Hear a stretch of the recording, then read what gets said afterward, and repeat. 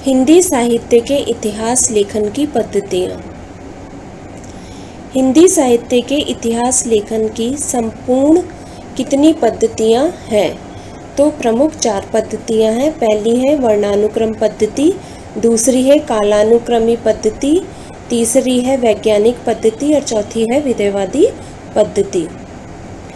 गारसा दत्त तासी और शिवसिंह सैगर ने किस पद्धति से इतिहास लेखन में अपनाया, यानी किस पद्धति में इतिहास लेखन किया? तो वर्णानुक्रम पद्धति। कवियों और लेखकों के नामों के वर्ण के अनुसार किस पद्धति को अपनाया जाता है, यानी कवियों और नामों के वर्ण या अक्षर के अनुसार किस पद्धति को अपनाया जाता है या तय किया जाता है? वर्णानुक्रम पद्धति को तय किया जाता है। जैसे इस पद्धति में कबीर और केशव अलग अलग समय के होते हुए भी इनका विवरण एक साथ किया जाएगा, जो कि सही नहीं है। कवियों और लेखकों की जन्म तिथि या रचना को आधार बनाकर के किस पद्धति में वर्णन किया जाता है? अर्थात कवियों और लेखकों की जन्म तिथि और रचना को आधार मान करके किस पद्धति में वर्णन किया जाता है? कालानुक्रमी पद्धति में। तथ्यों का संकलन और निरपेक्ष विश्लेषण किस विधि में किया जाता है? वैज्ञानिक पद्धति में। और इस पद्धति को अपनाया था डॉक्टर गणपति चंद्र गुप्त ने।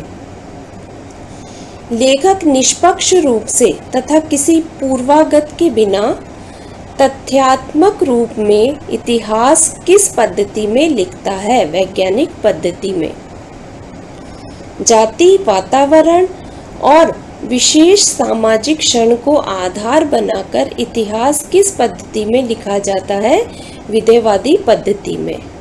इस पद्धति को अपनाने वाले थे वेन या तेन, और हिंदी साहित्य में इसे अपनाने वाले थे सर्वप्रथम आचार्य रामचंद्र शुक्ल। विधेयवादी पद्धति के जन्मदाता कौन थे? वेन या तेन। इसमें जाति, वातावरण या क्षण विशेष को आधार बना करके कार्य किया जाता है इतिहास लेखन का। आचार्य रामचंद्र शुक्ल ने इतिहास लेखन की किस पद्धति को अपनाया? विधेयवादी पद्धति को।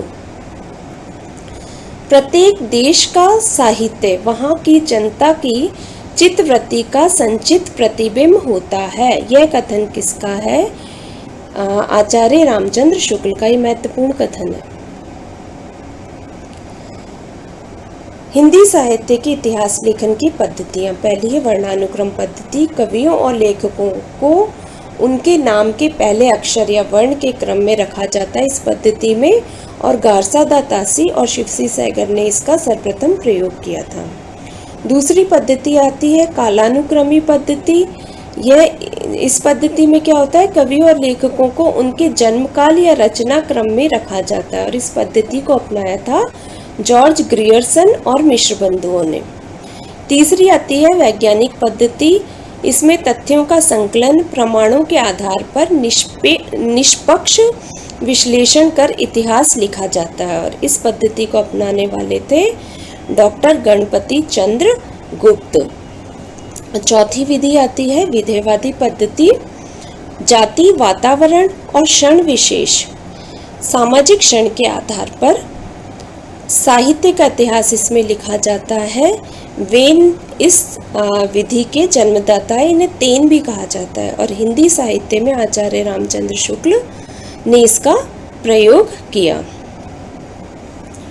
होशियार जो तट पर है वे धारा क्या समझेंगे? जो कभी नहीं हारे वे जीत का मूल्य क्या समझेंगे?